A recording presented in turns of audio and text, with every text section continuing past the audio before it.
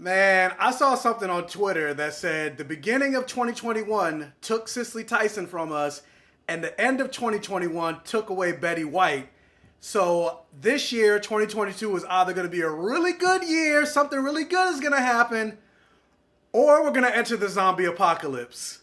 So, Happy New Year?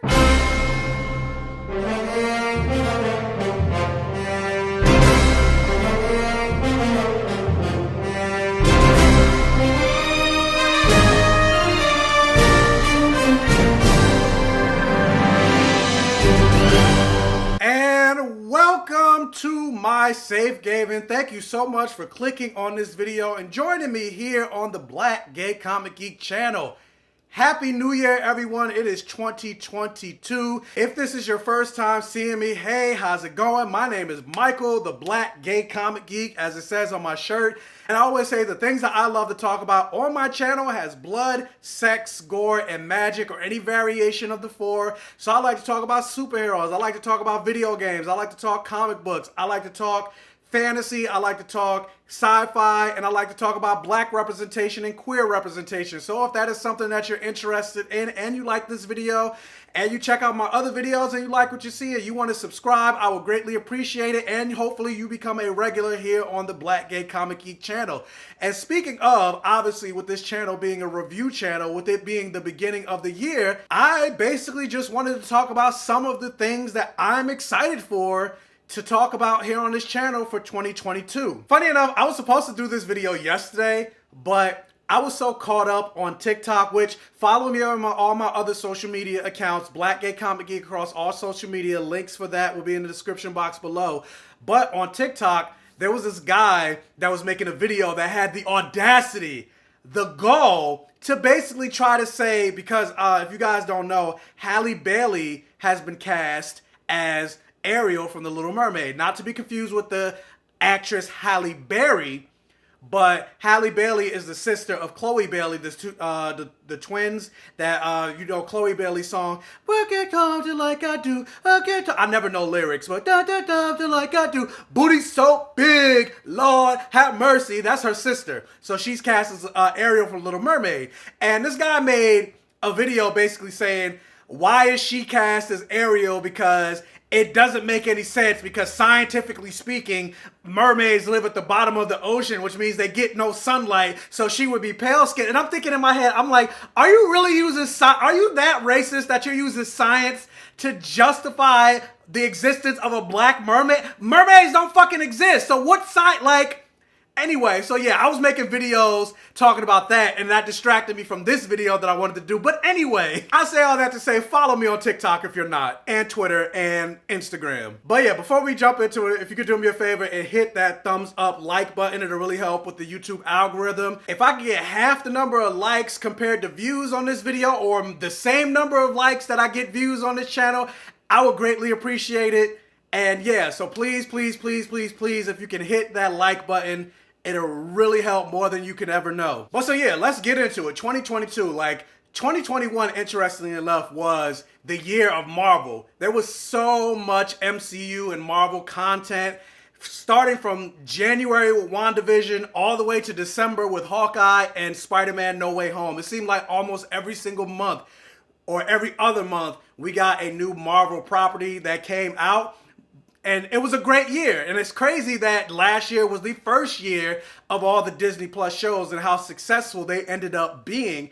But this year, it's more than just Marvel. You got movies from DC coming out. You have other superhero and fantasy, sci-fi, horror genres coming out. Talking about, you know, things I love to talk about, my fantasy, blood, sex, gore, and magic. So yeah, let's get into it. What are some of the things that I'm looking forward to and hopefully we'll be talking about on the channel this year? And the reason I say hopefully is because we don't know, still don't know how this year is going to go, especially with Omarion cases going up. We don't know what's going to get pushed into next year or moved or whatever, because for those of you that don't know, if you don't follow the news, Morbius, which was supposed to come out this month, I think in like 2 weeks, was pushed until April 1st. But that's one of the things I was not looking forward to. I'm like, it's probably going to be, it was going to be trash this month. It's probably going to be trash in April.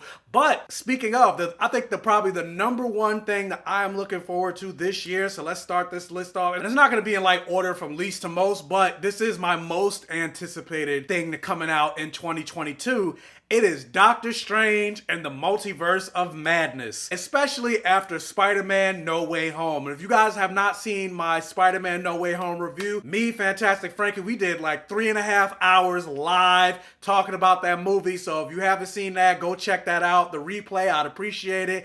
Or if you want to see my non-spoiler review, you can check that out as well. But yeah, like Doctor Strange and the Multiverse of Madness, like I feel like this movie is going to be madness in a good way. Like you got the return of Wanda, who's now the Scarlet Witch based on the ending of WandaVision. Like I'm hoping this movie is way more trippy and magical than Doctor Strange's first movie. Like I wasn't a big fan of the first Doctor Strange movie. And I'm also hoping that, you know, Multiverse of Madness, maybe we'll get some teases to the X-Men, because we know they're coming at some point, or some teasers to the Fantastic Four, because that was also announced as part of Phase 4. And again, spoilers for the ending of WandaVision, but we know that her kids, Billy and Tommy, disappeared. Hopefully they show back up, but this time as adults, so we can actually get some mainstream queer characters within the MCU, because both her children are queer. One is gay and the other is bisexual. Plus you have America Chavez, one of the most prominent lesbian characters in the Marvel Comics.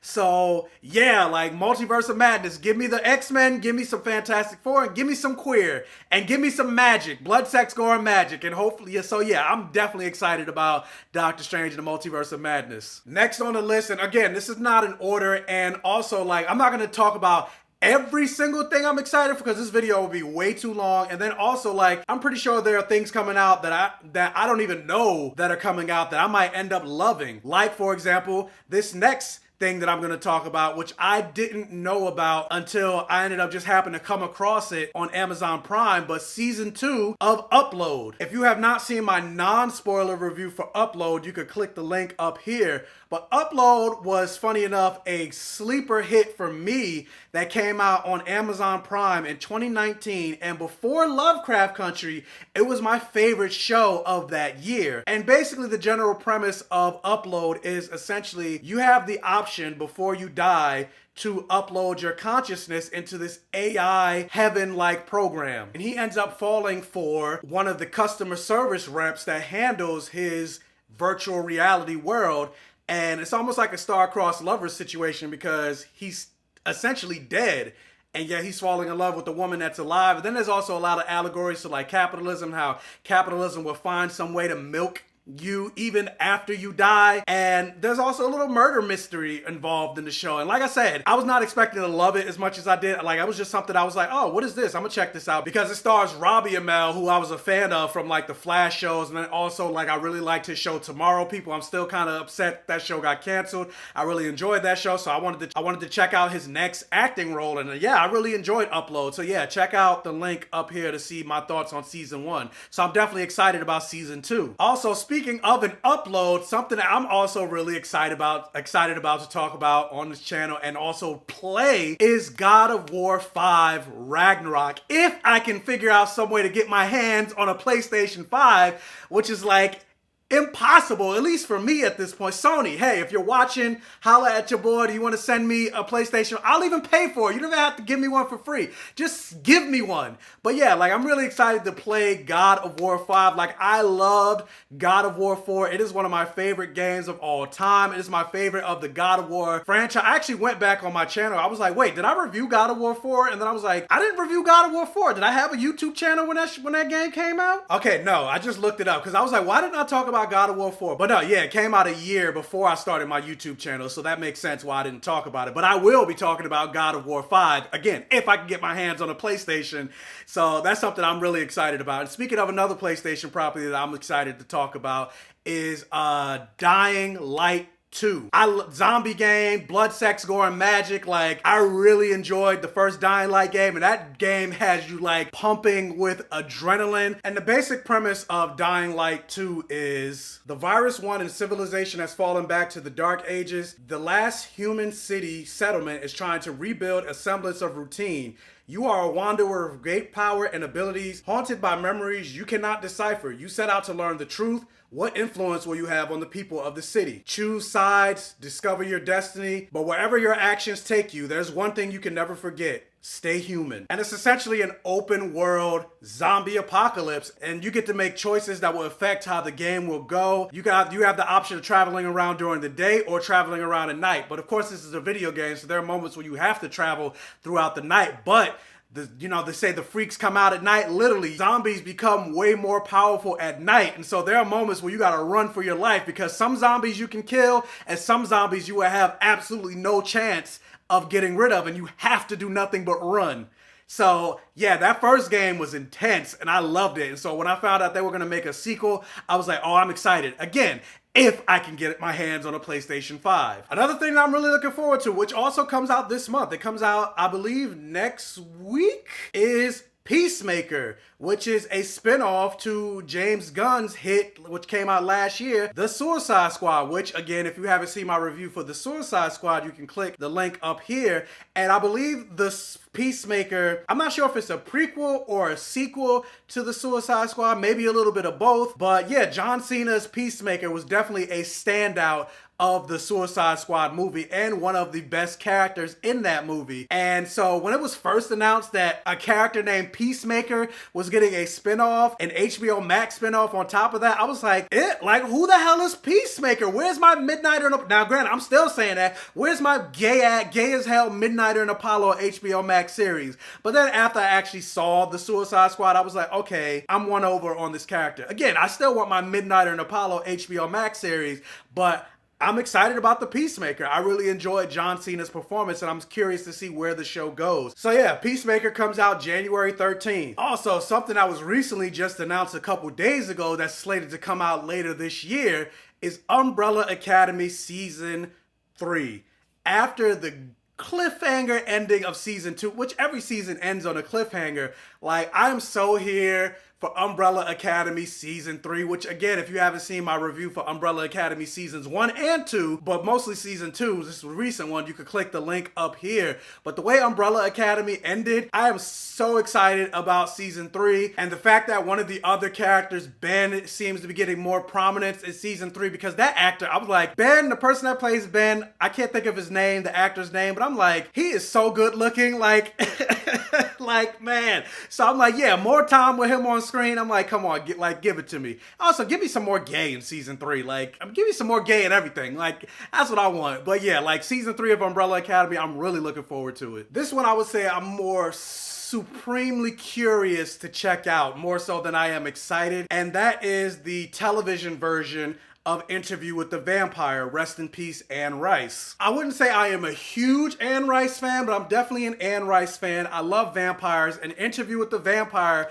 was like one of my favorite movies growing up as a kid in 1994 when it came out. I've seen that movie dozens and dozens and dozens of times, and again, follow me on TikTok. I made a whole video of like, what's one of the early moments from your childhood that made you go, I think I'm kind of gay. Interview with the Vampire, between the chemistry between Brad Pitt and Tom Cruise, that was one of those moments in my early childhood. Like I said, when it came out in 94, I was 9 years old. And the movie came out 3 years before Buffy the Vampire Slayer. And vampires were like my first supernatural fantasy love. And part of it is because of that movie, Interview with the Vampire. So I'm very curious to see how the television version is going to go. And a lot of my curiosity has to do, and my cautious curiosity has to do with the fact that they cast Jacob Anderson, who most people will know as Grey Worm from Game of Thrones. They cast him as Louis Dupont du Lac, the Brad Pitt character.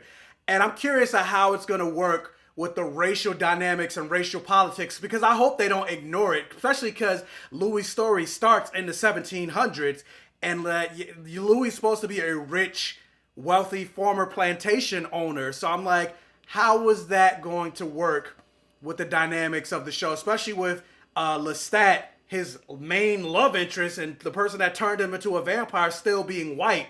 So I'm like, that now you have like racial dynamics coming into play with one being white and one being black, especially in the 1700s. Even if Louis is rich and Lestat isn't, it's still like there's still a power dynamic that Lestat is gonna have over Louis. So yeah, that's a lot of the stuff that I'm curious about, but hopefully it's good, and hopefully they have a shit ton of people of color writing this show. Hopefully I don't review it enraged, but we'll see. But something I won't be enraged about because I really loved season 1 is Chucky. Season 2, I believe, comes out at the end of this year. So yeah, you can check out my reviews of season 1 of Chucky, but I'm really excited about season 2. Next, getting back into movies, I'm really excited to check out Matt Reeves' The Batman. Like, this has the potential to be the best live action Batman movie ever, and Robert Pattinson has the potential to be the best live action Batman. Like this, the trailers and everything like that is really giving me Arkham Knight video game feels, Arkham City video game feels. The only thing I'm a little worried about is I feel like the most recent trailer, The Bat and Cat, which I love, but I feel like that trailer showed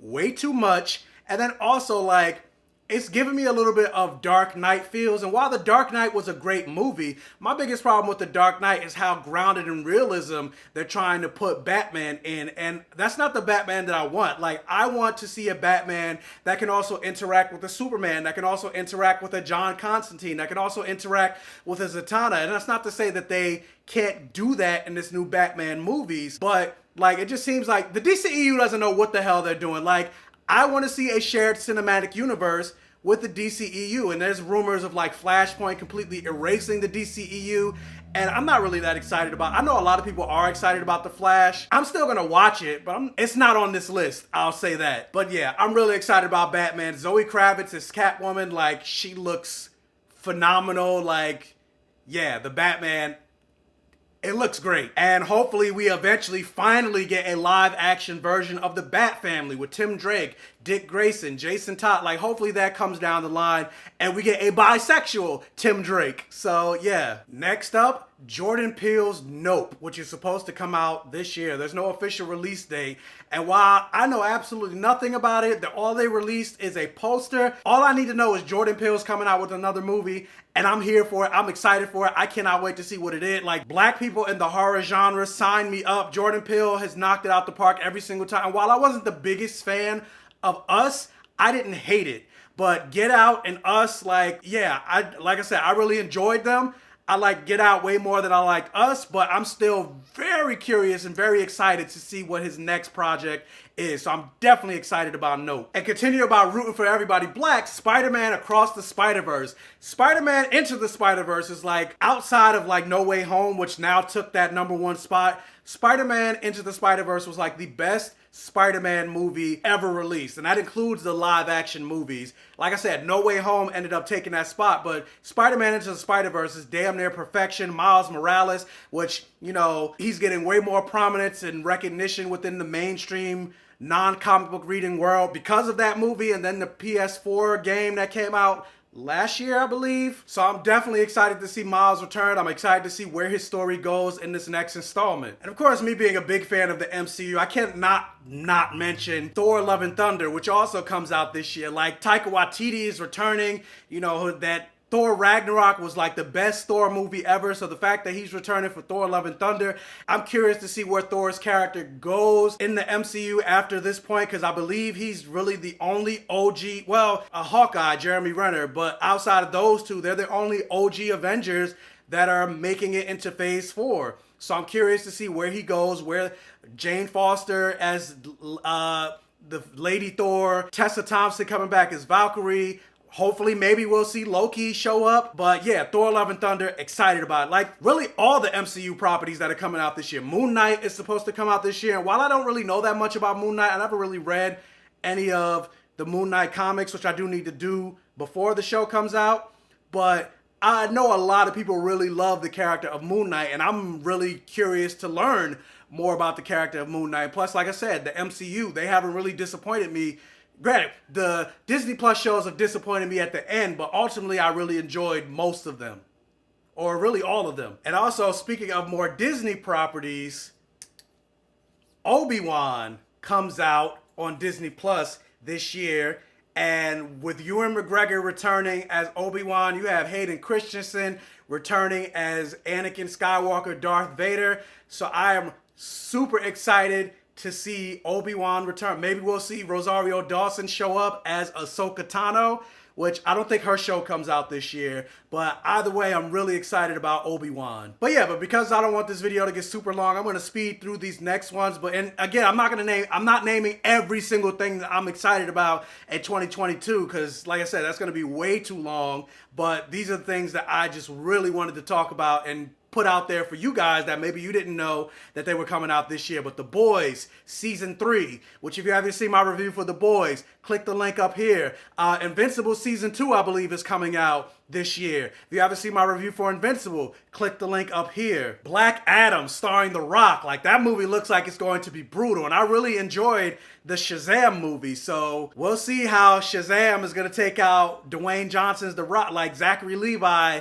Hopefully there's a tease to that, because they are enemies in the comics, so we'll see how that goes. But yeah, I'm excited about that movie. It looks like, I'm hoping it's great. I just recently finished a couple months ago listening to the audiobook of The Sandman. If you guys have not listened to the audiobook or read The Sandman, period, I highly recommend it. Like, it's freaking great, by Neil Gaiman. And they are getting a TV series on Netflix, which comes out this year. And hopefully it's as great as the book. I'm excited to check that out. And also Stranger Things Season 4, which comes out at the end of this year. I love the first 3 seasons of Stranger Things. Can't wait to see what happens in Season 4. And the final thing I'm going to end on is Wakanda Forever. Black Panther supposed to come out. Black Panther 2 is supposed to come out maybe later this year. We don't know. Maybe it might get pushed because of all the production delays and everything like that that's currently going on. But right now it's slated to come out in 2022.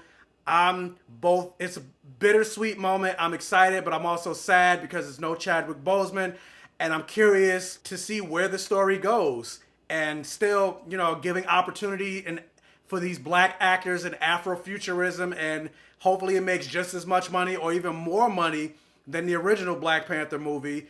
And yeah, I'm still excited, but I'm also sad.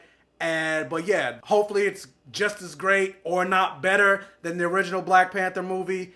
And while I still feel like T'Challa should be recast, I'm not the one making the decisions, and I'm curious to see where they go with the story. But yeah, overall, that's a good handful of the stuff that I'm excited to watch and play and talk about and review here on the channel in 2022. Like I said, obviously I didn't name everything. Like, I'm excited to play the Horizon Dawn sequel on, again, if I can get my hands on a PlayStation 5. Jurassic World Dominion. Queer as Folk is getting a reboot. While I'm not that excited about it, I'm curious to check it out, and hopefully, because I did see the original Showtime version, plus, gay series. Hopefully it's not as white as the original Showtime series was, because that's why I tuned out and stopped watching that show, because it was hella white. But it was like the first gay television show I ever saw as a 15-year-old kid way back in 2000s. So, I always say, a lot of times as a black queer nerd, I have to choose between black representation and queer representation. Very rarely do I get both. But yeah, there are other video games, TV shows, movies, and everything like that that I'm looking forward to in 2022 that I didn't mention. Lightyear, that's another one. But yeah, I can continue to go on and on, but the video will become too long. But the question is, enough about me droning on. What on this list of things that I mentioned are you most excited for in 2022 and excited to hear me talk about? Or maybe there was something that I didn't mention that you're excited about in 2022. Or maybe this entire list, you're like, I'm not that excited about that. But regardless, let me know your thoughts and comments in the comment section below. Also, if you can't really, again, hit the like button. It'll really help with the YouTube algorithm. If this is one of your first time checking out one of my videos, please check out the other videos on my channel. If you like what you see, please subscribe for more and hit that bell notification button so you're alerted every single time I post a new video, and tell your friends, families, and neighbors about my channel to help me continue to grow. My goal, and it's an ambitious goal, I might not hit it, who knows, I may get close, I may not get anywhere close to it, but my goal is to hopefully hit at least 10,000 subscribers by the end of this year. So we're gonna try to grind it out. We'll see if it can happen. It might be too lofty of a goal, but they say if you shoot for the stars, you may land on the moon, but if you only shoot for the sky, you're still gonna be on Earth. So we'll see. But yeah, anyway, once again, if you made it to the end of this video, thank you so much, and Happy New Year, everyone. And as always, I will catch you guys next time.